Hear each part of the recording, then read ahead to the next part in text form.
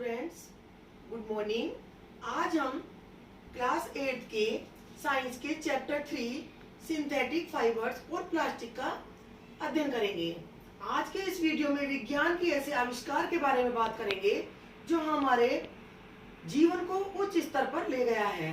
संश्लेषित रेशे और प्लास्टिक, जिसे इंग्लिश में कहते हैं सिंथेटिक फाइबर एंड प्लास्टिक, आज हमारे डेली लाइफ में इस चीज की बहुत जरूरत है। आज हम स्टडी करेंगे सबसे पहले रेशे और प्लास्टिक के बारे में। रेशे दो प्रकार के होते हैं, प्राकृतिक रेशा और कृत्रिम रेशा। प्राकृतिक रेशे इसमें कपास, ऊन, रेशम।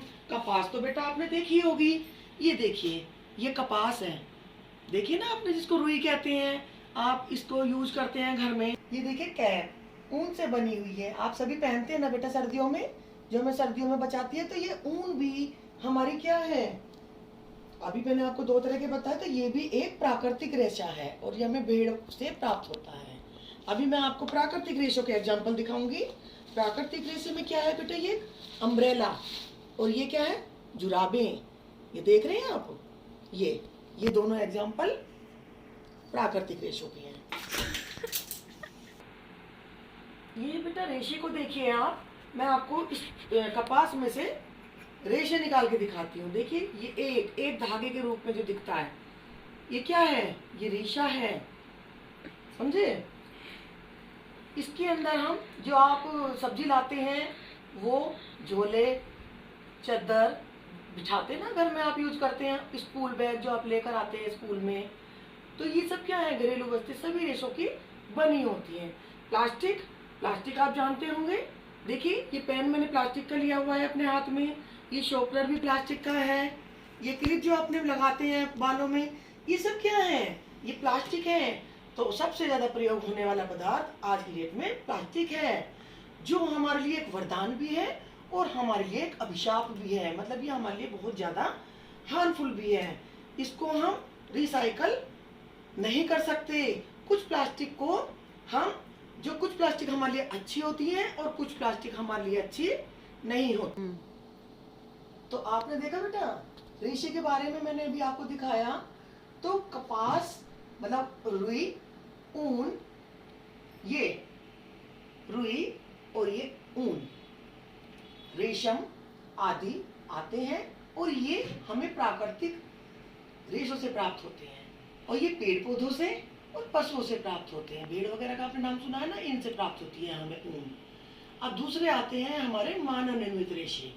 ये क्या है, ये मनुष्य बनाता है इनको मशीनों के द्वारा, तो इनको क्या कहते हैं, मानव निर्मित रेशे, संश्लेषित रेशे भी बोलते हैं। एक संश्लेषित रेशा, जिसे सिंथेटिक फाइबर बोलते हैं, ये बहुत सी छोटी छोटी इकाइयों से मिलकर बनता है। हर इकाई एक रासायनिक पदार्थ होता है। संश्लेषित रेशे भी एक प्रकार के बहुलक होते हैं। पोली यानी अनेक, और मर यानी इकाई। ये डायग्राम देख रहे हैं ना, इसमें देखिए आप, इकाइयों से मिलकर बना हुआ है ये। तो दुनिया का हर जीवित वस्तु भी एक प्रकार का बहुलक ही है। सभी प्रकार के संश्लेषित रेशे पेट्रो रसायन, पेट्रोलियम मूल का कच्चा तेल से विविध प्रक्रमों द्वारा तैयार किया जाता है। बेटा अब हम संश्लेषित रेशों के प्रकार देखेंगे। सबसे वन आता है इसमें रेयॉन। रेयॉन काष्ठ लुगदी के रासायनिक उपचार से प्राप्त किया जाता है। ये रेशम, जिसको सिल्क बोलते हैं, समान गुणों वाला रेशा है। इसका उपयोग कपड़े बनाने में किया जाता है। कपड़े बन रहे हैं, देख रहे हैं आप, देख रहे हैं ना। और ये जुराब देखिए आप, जुराब है, देखिए ये पर्दा देखिए, ये रस पर्दे। और ये देखिए पैरासूट भी, ये जो छाता बना हुआ है, ये भी जिससे पैरासूट बनता है उससे ये छाता भी बना हुआ है। तो इसका प्रयोग इन आदि सभी वस्तुओं में किया जाता है। रेयॉन संश्लेषित रेशों का एक एग्जाम्पल है। रेयॉन काष्ठ लुगदी के रासायनिक उपचार से प्राप्त किया जाता है। यह रेशम के समान गुणों वाला रेशा है। इसका उपयोग कपड़े बनाने में किया जाता है। इसके और भी एग्जाम्पल होते हैं, जो घर में हम कालीन या गलीचे यूज करते हैं बेटा, या बिस्तर की जो चादरें होती हैं, वो भी कपास से मिलकर तैयार की जाती है। नेक्स्ट एग्जाम्पल, नायलॉन को कोयला, जल और वायु से तैयार किया गया। यह भी संश्लेषित रेशा है। यह बहुत ही हल्का होता है, प्रत्यास्थ मीन्स लचीला होता है, और इससे जो आप देखते हैं रस्से बनते हैं, तंबू को बांधते हैं ना रस्सी से, ये वो है। घर में आप देखते हैं पर्दे ये जो बने हुए होते हैं, ये सब नायलॉन से बने हुए होते हैं। आपने जुराबे तो देखी हैं, जो आप जुराबे पहन के आते हो ना बेटा, जुराबे, ये सब किससे बनी हुई होती है? नायलॉन से। तो नायलॉन का तार इस्पात के तार से बहुत अधिक प्रबल होता है। प्रबल किसे कहते हैं? स्ट्रॉन्ग को बोलते हैं। तो ये बहुत ही हल्का होता है। अब हम पॉलिएस्टर और एक्रिलिक के बारे में पढ़ाएंगे आपको। पॉलिएस्टर मतलब पॉली प्लस एस्टर, एक तरह का रसायन है जिसे एस्टर कहते हैं। इनकी इकाइयों से मिलकर बनता है। पॉलीकोट, पॉलीवूल, टेरिकोट के कपड़े बनाए जाते हैं। ये सभी पॉलिएस्टर हैं। टेरिलीन, पीईटी, पीईटी का मतलब होता है पॉलीएथिलीन टरफैलेट, काफी लोकप्रिय पॉलिएस्टर रेशा है। पॉलिएस्टर कपड़े, बोतल, तार आदि बनाने में काम आता है। एक्रिलिक ऊन काफी महंगा आता है। सर्दियों में कंबल, शॉल, एक्रिलिक, इन सब एक्रिलिक में इनका उपयोग होता है। यह ऊन के तरह ही दिखता है। ये देख रहे हैं ना आप स्वेटर, ये क्या है? एक्रिलिक से बना हुआ होता है। ये ऊन से सस्ता होता है और उससे ज्यादा ये ड्यूरेबल होता है। ये जलाने पर पिघल भी जाते हैं। ये जो एक्रिलिक से बनी हुई स्वेटर और शॉल होती हैं। ये संश्लेषित रेशे वो होते हैं जो मनुष्य ने बनाए, और ये होते हैं प्राकृतिक रेशे। तो ये है इसके कि संश्लेषित रेशे प्राकृतिक रेशों की तुलना में कम जल सोखते हैं। आपने देखा होगा जब कपड़ों को सुखाते हैं तो ये तो बहुत जल्दी सूख जाते हैं संश्लेषित रेशे, और प्राकृतिक रेशे थोड़ा देर में सूखते हैं। इनका रखरखाव अधिक सुविधाजनक होता है संश्लेषित रेशों का। ये जब हम ये जलाए जाने पर पिघल जाते हैं, तो इसलिए किचन में यही कहा जाता है कि संश्लेषित रेशे से बने हुए कपड़ों को मत पहनो।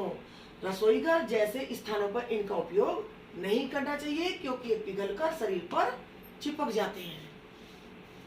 प्लास्टिक के बारे में पढ़ेंगे। प्लास्टिक भी एक बहुलक है।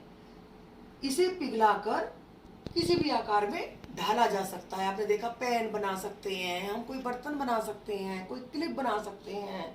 घर में इतनी सारी वस्तुएं होती हैं प्लास्टिक की, आप देखते थे ना, हम गिन भी नहीं सकते। तो इतनी सारी वस्तुओं का उपयोग में हम प्लास्टिक, मग होते हैं, बाल्टियां होती हैं प्लास्टिक की, है ना। तो इसके हम बहुत तरह की वस्तुएं बना सकते हैं। हमारे घर में बाल्टी, कुर्सी भी प्लास्टिक के देखे होंगे आपने, मग देखे होंगे, ये सब प्लास्टिक के होते हैं। इसकी इकाइयों की व्यवस्था कुछ में रेखीय और कुछ में त्रियक बंदियां होती है। ये देख रहे हैं प्लास्टिक की आप संरचना। जब हम प्लास्टिक को गर्म करते हैं तो ये आसानी से विकृत हो जाते हैं और सरलतापूर्वक मुड़ जाते हैं। इनको थर्मोप्लास्टिक कहते हैं। बहुत इंपॉर्टेंट है बेटा ये। पॉलीथीन, आपने पॉलीथीन घर में देखी है ना, और पीवीसी, इसके कुछ एग्जाम्पल हैं। इनका उपयोग खिलौने बनाने में, घर में प्लास्टिक के खिलौने होते हैं ना, जब आप छोटे थे आप भी प्लास्टिक के खिलौने से बहुत खेलते थे।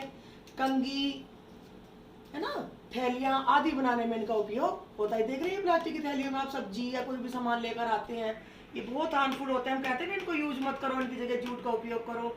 इस पर भी बहुत क्वेश्चन आता है कि प्लास्टिक की जगह हम जूट के थैलों का उपयोग क्यों करना चाहिए। वे जिसे एक बार में सांचे में ढाल दिया जाता है, इन्हें ऊष्मा देकर नरम नहीं किया जा सकता, उसे थर्मोसेंटिंग प्लास्टिक कहते हैं। बेकेलाइट, मेलामाइन इसके कुछ उदाहरण हैं। बिजली के बटन देखिए बेटा, ये है ना, ये स्विच बोलते जिन्हें आप, ये क्या है? ये थर्मोसेंटिंग प्लास्टिक के ही एग्जाम्पल हैं।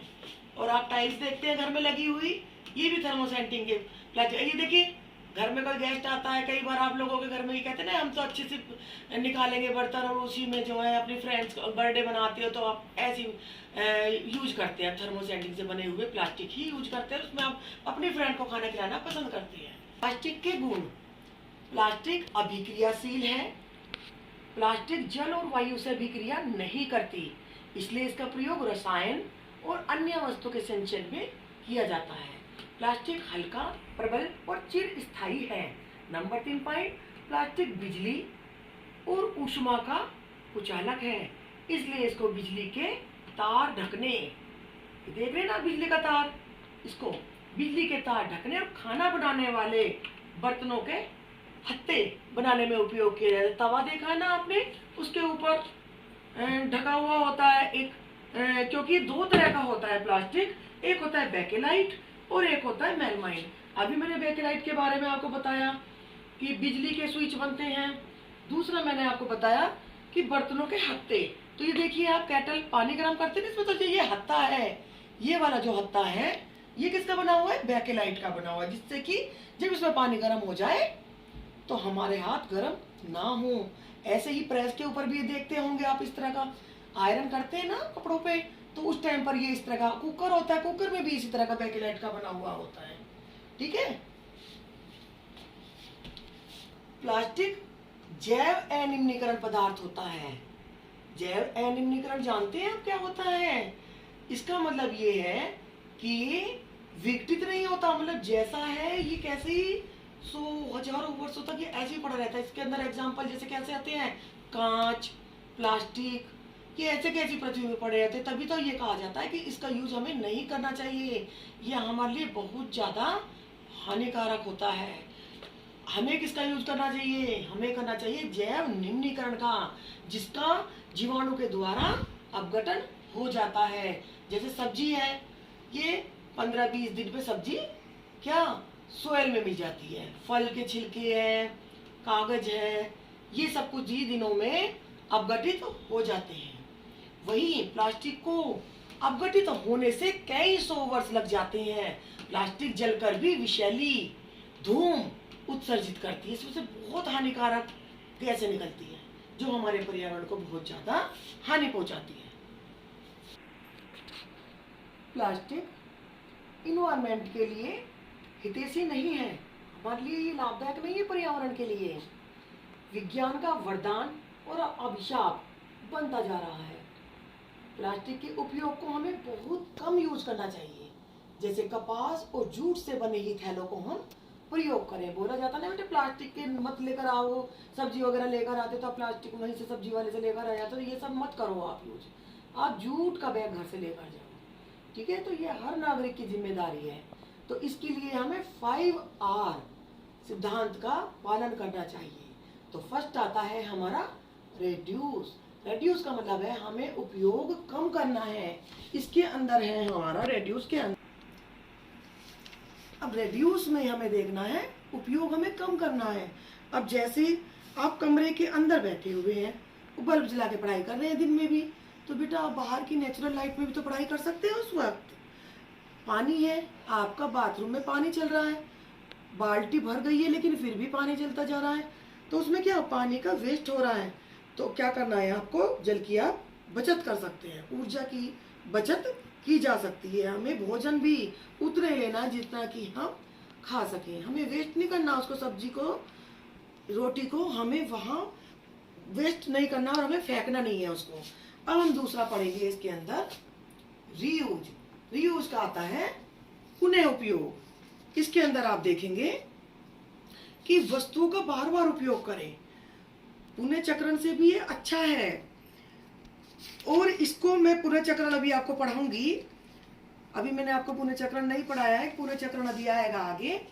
तो इसमें क्या होता है बेटा, पुनः उपयोग में धन की और समय दोनों ही इसमें आवश्यकता नहीं होती। तो ये रीयूज बहुत अच्छा है इसके लिए।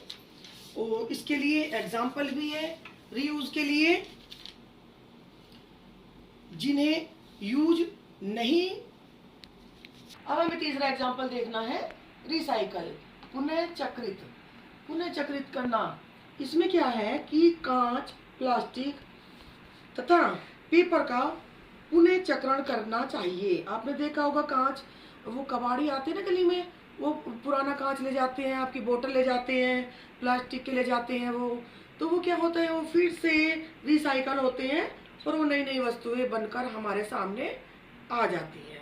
तो बेटा कचरे या कूड़े को ना फेंकें, उनको अलग अलग एकत्रित करें। आता है अब रिकवर। ये क्योंकि देखिए सभी आर से है, इसीलिए इसको 5R का सिद्धांत बोलते हैं। तो अब हम रिकवर के बारे में बात कर रहे हैं, जिनको हम पुनः प्राप्त कर सकते हैं।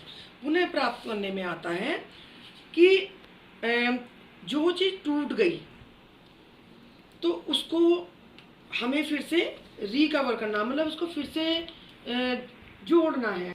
तो रिकवर में है बेटा, इसमें आपको मैं एग्जांपल बीमार का देना चाहूंगी कि जब हम बीमार हो जाते हैं तो दवाइयाँ खाते हैं तो फिर से हम ठीक हो जाते हैं ना, तो ये होता है हमारा रिकवर होना। अब हम एग्जांपल लेंगे रिफ्यूज का। उपयोग ना करना, तो हमें ऐसी वस्तुओं का उपयोग नहीं करना चाहिए जो हमारे लिए हानिकारक होती है। तो ऐसी चीजों से हम दूर रहें। कहते हैं ना, कुरकुरे मत खाओ, फास्ट फूड मत खाओ, चाउमीन मत खाओ, है ना बेटा। ये पैक्ड खाते हैं, बाहर से आते हैं, बहुत सारी चीजें आती है, पिज्जा, बर्गर, जितने भी फास्ट फूड है, चाउमीन वगैरह, इन चीजों से दूर रहो क्योंकि हमारे शरीर के लिए बहुत ज्यादा हार्मफुल है। हमें इको फ्रेंडली ऑप्शन है हमारे सामने और हमें उन सबको यूज करना चाहिए। तो आप सभी बेटा इस चीज का ध्यान रखेंगे और इन सब नियमों का पालन करेंगे।